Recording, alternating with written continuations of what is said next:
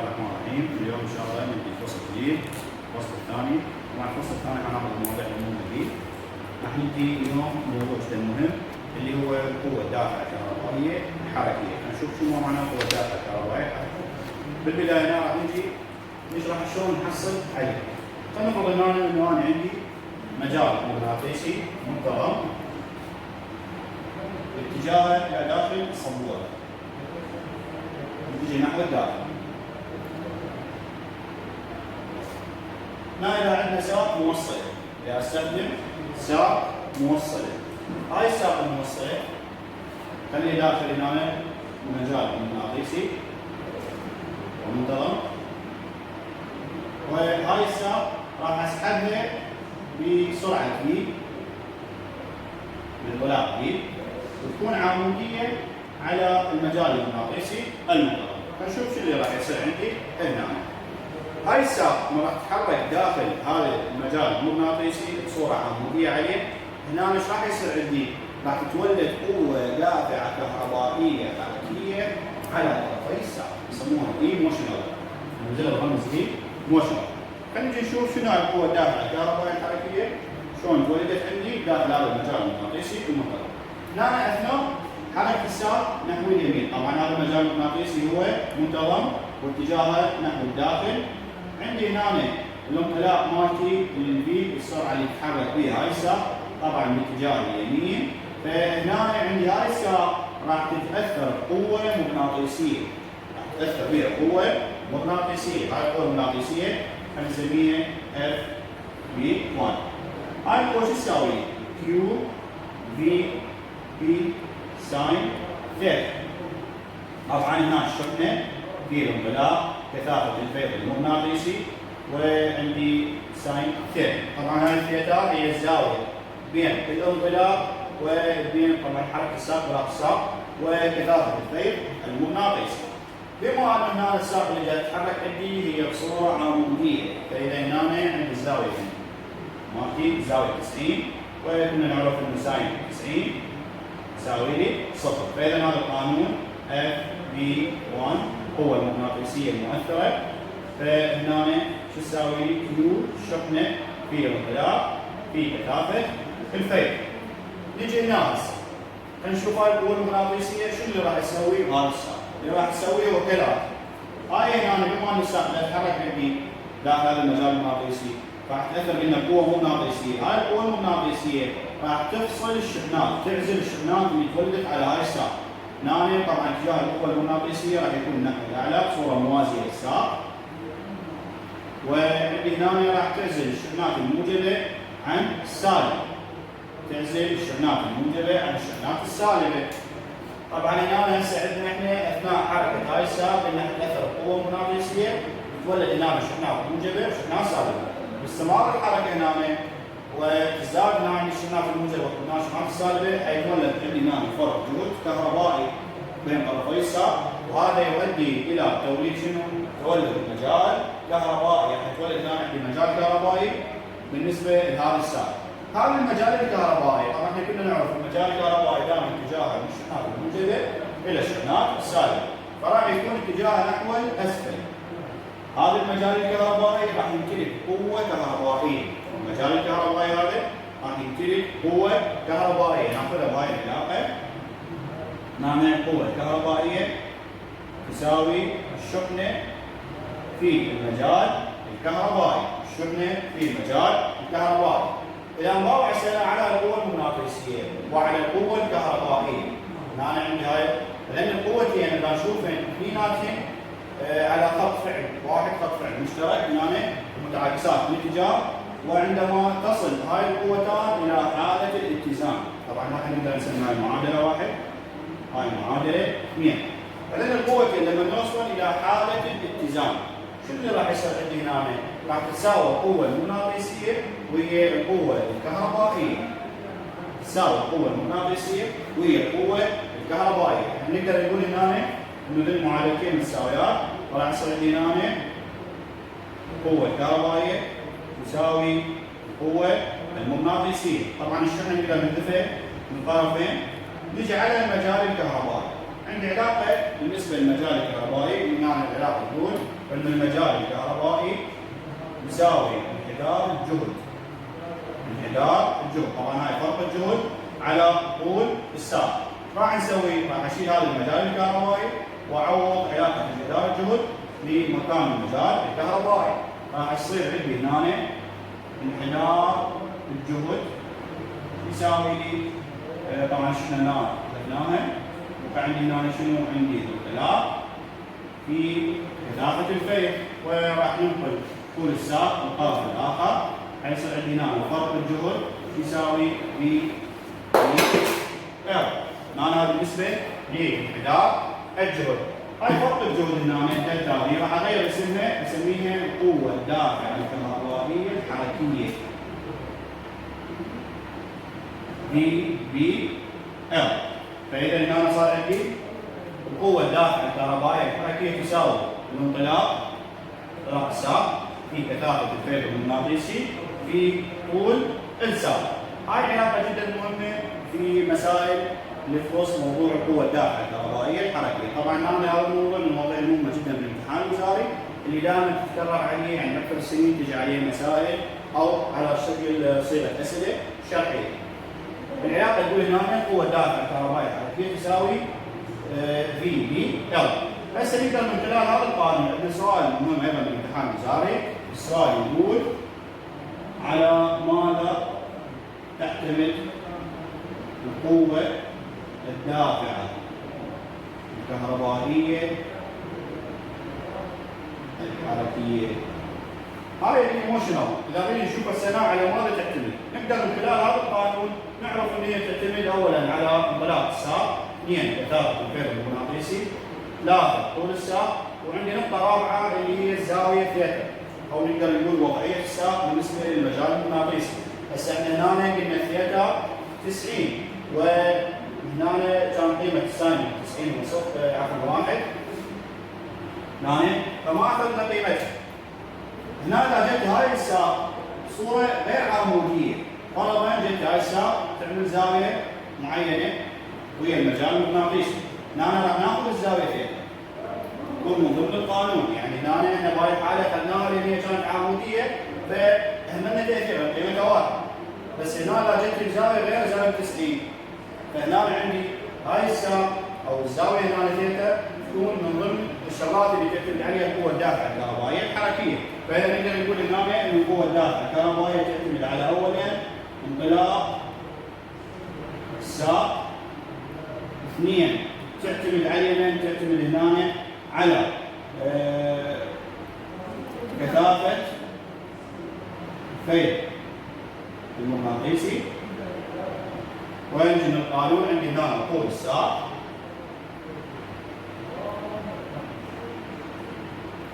وعندي أربعة نقول وضعية الساق بالنسبة للمجال المغناطيسي. بين قوسين نقدر نقول ثيتا. إذا هنا قوة الدافعة الكهربائية الحركية تعتمد على انطلاق الساق، كثافة الفيض المغناطيسي، طول الساق، ووضعية الساق بالنسبة للمجال المغناطيسي.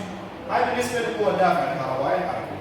هسه هنا اذا نرجع للرسم اللي رسمناه، القوة الدافعة الكهربائية قلت هنا لازم انا استفاد منه، لازم هنا استفاد منه، فراح نخلي ترتيب جديد حتى احصل يجمع على تيار كهربائي. فهنا راح نسوي اضافات على هذا الرسم الموجود عندنا حتى احصل على شنو؟ على تيار كهربائي محدد اقدر استفاد منه بحياتي اليومية. هنا راح نسوي تغيير بسيط، مكالمة عندي ساق واحدة، طبعا انا ايضا عندي مجال مغناطيسي منتظم،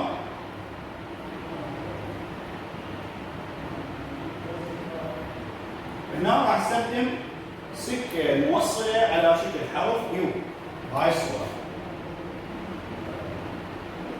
واربط هنا طبعا عندي مصباح، واستخدم هنا ساق مغناطيسي، ساق موصله، عندي هنا ساق موصل، طبعا راح اثبتها على منضده افقيه. نعم اللي راح نسوي كالاتي، راح نحرك هاي الساق باتجاه اليمين، الانطلاق دي، نحرك هاي الساق باتجاه اليمين، الانطلاق دي. هنا شو اللي راح يصير عندنا؟ اثناء حركه هاي الساق ايضا مثل ما شرحنا قبل شويه راح تتاثر بقوه مغناطيسيه. هاي القوه المغناطيسيه ايش راح تسوي؟ راح تعزل الشحنات الموجبه عن الشحنات السالبه، بس اللي صار عندنا راح يصير الاضافه اللي صارت عندي اكو هاي الساق الموصل، السكه الموصله. هنا الشحنات مو كان ما تتجمع على طرفي الساق، لا راح تتحرك ضمن هاي الدائره الكهربائيه وتولد تيار كهربائي نسميه التيار المحتف. نسميه التيار المحتف. حتى نشوف تاثير هذا التيار راح نشوف ان المصباح هنا حيتوهج. المصباح الكهربائي الموجود عندي هنا اثناء حركه الساق الموصل الموجوده عندي راح يتوهج. فاذا هنا استعملت سكه موصله وساق موصل تنزل عليها، وعندي هنا مصباح وبطناه مسويه، وخليناه داخل مجال مغناطيسي منتظم، وحركنا هنا الساق نحو اليمين سحبناها. لاحظنا هنا توهج المصباح دلاله على مرور تيار كهربائي. طبعا هاي سندانه كهربائيه كامله مغلقه، فهنا تيار متولد عندي نسميه التيار المحتف. شو نسميه؟ نسميه التيار المحتف. هذا التيار المحتف اقدر اخذ العلاقه الاتيه. اقول هنا التيار المحتف شو يساوي لي؟ طبعا قانون اوم، قوه الدافعه الكهربائيه الحركيه على المقاومه. على من؟ على هنا على المقاومه. احنا سبق قلنا ان القوه الدافعه الكهربائيه الحركيه اللي هي موشنال شو تساوي لي؟ بي ال على ار. اذا عندي التيار المحتف اقدر القاه باستخدام هاي العلاقه اللي هي قوه دافعه كهربائيه حركيه على المقاومه. هنا اذا نجي نلاحظ اثناء حركه هاي الساق نحو اليمين، هنا ايش راح نلاحظ؟ راح نلاحظ اثناء الحركه اكو قوه معرقله للحركه. تولد عندي هنا قوه مغناطيسيه معرقله للحركه. هاي القوه هنا تدخل العلاقه التاليه تساوي التيار في طول الساق في كثافه الفيض المغناطيسي. هاي القوه هي معرقله لحركه الساق. هاي القوه هي تكون معرقله لحركه الساق. طبعا هنا التيار الكهربائي قبل شويه اخذناه بعلاقه، نقدر ناخذ علاقه جديده من هاي العلاقه. التيار الكهربائي هو هذا الكسر اللي هو بي ال على ار، وعندي هنا ال بي. طبعا هذا اللي نضربها فصل عندي هنا القوه المؤثره الثانيه، القوه المغناطيسيه هي اف بي 2. شو تساوي لنا هنا؟ راح تساوي في ال تربيع بي تربيع على ار. هاي القوه المغناطيسيه هي معرقله لحركه الساق. تحاول نوجه الساق اتجاه اليسار، دفعه اتجاه اليسار. نجي هنا حتى نتغلب على هاي القوه المعرقله احتاج الى قوه ساحبه. احتاج هنا الى قوه ساحبه مساويه بالمقدار الى القوه المعرقله. هاي القوه الساحبه راح نسميها اف 4 اللي هي تدخل بالعلاقه التاليه في عفوا هنا اي بي ال. هاي نسميها القوه الساحبه. هاي القوه الساحبه ليش استفدنا؟ احنا قلنا هنا اثناء حركه الساق نحو اليمين راح تظهر قوه معرقله لحركته تحاول ترجع الساق لاتجاه معاكس له. فحتى نتغلب على هاي القوه المعرقله هنا راح استخدم قوه ساحبه مساويه لهاي القوه بالمقدار المعاكس لها بالاتجاه حتى ابني تاثيرها، حتى تبقى عندي ساق تتحرك بصوره طبيعيه ويتولد لي تيار محتف. فهاي القوه راح نسميها القوه الساحبه، وناخذها بعلاقه التيار في كثافه الفيض في هنا طول الساق. طبعا نفس هذا المقدار يساوي لنا في ال تربيع بي تربيع على يمين على ار تربيع. هذا بالنسبه لنا، هذا بالنسبه للقوه الساحبه. اذا هنا احصل على تيار كهربائي محتف اثناء حركه الساق الموصله على سكه موصله بشكل حرفي وموجوده داخل المجال المغناطيسي منتظم. نجي هنا هسه اثناء حركه هاي الساق انا هنا جاي ابذل شغل على هاي الساق، جاي ابذل شغل. فهنا لازم نشوف شنو مصير الطاقه المختزنه داخل هذا الساق ناتجه من الشغل. اذا نرجع لقوانين القدره، القدره عندها قوانين، القدره واحد من قوانينها يقول هنا الشغل طبعا القانون الرئيسي هي المعدل الزمني للشغل المنجز، والشغل هو حاصل ضرب القوه في الازاحه على الزمن. طبعا اذا ناخذ الازاحه على الزمن فهنا احصل على انطلاق. فهنا القدره المكتسبه اللي نسميها القدره المكتسبه اثناء حركه الساق شو تساوي؟ تساوي لي القوه. طبعا هنا راح اخذ القوه الساحبه في الانطلاق، واحنا سبق قلنا ان القوه الساحبه ارقام منها في هنا عندي بي تربيع ال تربيع على في عندي هنا الانطلاق، فإذا يصير بهاي العلاقه بي تربيع ال تربيع على من؟ على هاي نسميها القدره المكتسبه. القدره المكتسبه اثناء حركه الساق. هنا اثناء حركه الساق على السكه الموصله راح تضيع عندي هنا القدره على شكل حراره بالمقاومه. راح تضيع هنا القدره على شكل حراره بمن؟ بالمقاومه. فنقدر نقول هنا القدره المتبدله. ناخذ قانون اخر للقدره المتبدله. راح تساوي لي مربع التيار في المقاومه. القدره المتبدله هو مربع التيار في المقاومه. نجي هنا التيار احنا سبق ان اخذناه في هاي العلاقه اللي هي هاي هنا عندي بي تربيع او تربيع على تربيع في طبعا هنا نتصل وحده من المقاومات الموجوده عندي، فحيصير عندي هنا بي تربيع على ال تربيع في اذا لاحظ هنا من القدره المتبدله عفوا القدره المكتسبه والقدره المتبدله الاثنيناتهم يمكن يكون المقدار نفسه. اثنيناتهم يمكن يكون المقدار نفسه. هذا الشيء هذا يدل على ان القدره المتبدله هي نفسها تساوي لنا القدره المكتسبه. يعني هنا نقدر نطبق انه قانون حفظ الطاقه نطبق هنا. هاي الحاله هنا عندي قانون حفظ الطاقه مطبق عندي هنا لان القدره المكتسبه هي نفسها تساوي لنا القدره المتبدله. فاذا قانون حفظ الطاقه موجود عندي بهاي الحاله اللي هي هنا اذا عندي سكه موصله على شكل حرف يو وتتحرك ساق مغناطيسيه ساق موصله على هاي السكه مربوط عندي وياها هنا مصباح موجود داخل مجال مغناطيسي. منتظم شفنا انه هنا اثناء حركه الساق تاثر قوه مغناطيسيه بهذا الساق تعزل الشحنات الموجبه عن الشحنات السالبه. وهنا مثل ما الشحنات تتجمع على طرفي الساق هنا لا دائره كهربائيه كامله تبدا تحرك خلال هذه الدائره الكهربائيه وتوهج المصباح. هنا يتولد عندي تيار كهربائي محدث. هذا التيار الكهربائي المحدث ناخذ بهاي العلاقه اللي هي قوه الدافع الكهربائيه الحركيه على المقاومه. وبما انه سبق وان اخذنا اشتقينا علاقه من قوه الدافع الكهربائيه الحركيه شفنا انه هي في ال. عندي هنا الانطلاق في كثافه الفيض في طول الموصل على المقاومه الموجوده عند المقاومه طبعا يقصد بها السكه والساق. حصلنا على قانون التيار الكهربائي. شفنا اثناء حركه هاي الساق عندي اثناء حركتها راح تتعرض الى قوه معرقله للحركه تحاول تعرقل حركتها. فانا لازم انا اتغلب على هذه القوه. شلون راح اتغلب عليها هنا؟ راح اتغلب عليها عن طريق تسليط قوه مغناطيسيه اخرى مساويه لها بالمقدار معاكسه بالاتجاه سميناها القوه الساحبه. هاي القوه الساحبه اللي هي التيار في كثافه الفيض في عندي هنا شنو؟ عندي هنا طول الساق. شفنا انه هذا النظام اللي هو هنا عندي الساق والسكه والمصباح يطبق عليه قانون حفظ الطاقه. ليش؟ لان عندي القدره المكتسبه تساوي القدره المتبدله. فاذا هنا يطبق قانون حفظ الطاقه على هذا النظام الموجود عندي. هذا الموضوع اللي هو الدافع الكهربائي الحركيه بالوزاريه عليها مسائل تخص هذا الموضوع جدا سهله وبسيطه. مجرد ان انا احفظ القوانين لان تطبيق مباشر للقانون.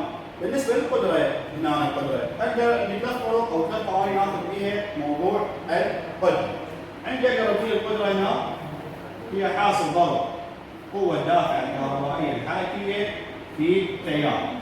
واقدر اقول القدره تساوي مربع التيار في المقاومه. مربع التيار في المقاومه. واقدر اقول القدره هنا تساوي مربع القوه الدافع الكهربائيه الحركيه على المقاومة. هاي كانت قوانين القدرة اللي نقدر نستخدمها في المسائل. طبعا نستخدم حسب الموجود عندي بالمعطيات، نستخدم القانون المناسب. هسه ناخذ مثال موجود عندي بالكتاب بخصوص هذا الموضوع. نجي نشوف هذا المثال هنا عندنا.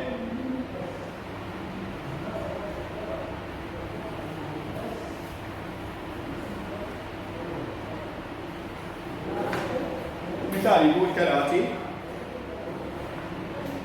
يقول افرض ان ساق موصله طولها 1.6 متر. اذا عندي هنا ساق طولها 1.6 متر، انزلقت على سكه موصله بانطلاق 5 متر بالثانيه. اذا عندي هنا انطلاق هو 5 متر بالثانيه باتجاه عمودي على مجال مغناطيسي منتظم. طبعا قال لي هنا اتجاه عمودي، يعني عندي هنا زاويه 90 درجه. يقول لي كثافه الفيض المغناطيسي 8/10 تسلا، وكانت مقاومه المصباح المربوط على السكه مع السكه على التوالي. عندي هنا مقاومه 128 اوم. المطلوب من عندي هنا هي اولا قوه الدافع الكهربائيه الحركيه الممتثله. اولا يريد الاي موشنال.